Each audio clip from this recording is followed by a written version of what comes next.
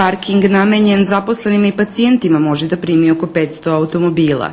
Celodnevno parkiranje košta 20 dinara, a kako smo saznali od nadležnih, kartu kupi svaki 5. korisnik, dok su zaposleni oslobođeni plaćanja.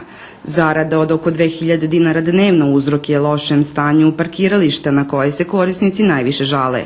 Ima toliko rupe da jednom sam parkirao kao voda. Kad uđem, onda ostao sam unutra, u rupu, zato što nije video rupa od vode. Toliko kiša pa ne vidi se rupa. Katastrofa. Zbog čega?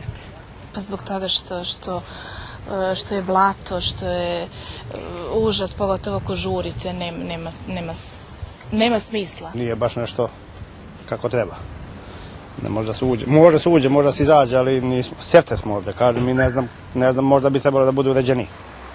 U sektoru za zajedničke poslove instituta ne spore da je parking u lošem stanju, ali ističu da za sada ne mogu mnogo da urade. Za celokupnu rekonstrukciju parkinga neophodno im je oko 10 miliona dinara.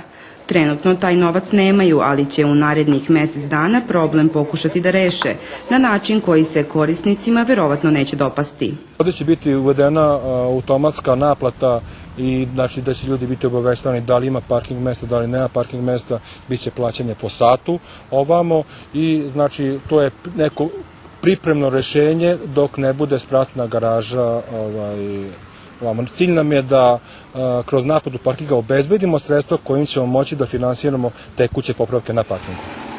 Jedno od rešenja mogla bi da bude i montažna garaža kojom bi se obezbedilo dodatnih oko 250 parking mesta, kao i bolji uslovi parkiranja. Kako smo saznali, o tome će narednih dana biti reči na sastanku sa gradskim čelnicima zaduženim za tu oblast.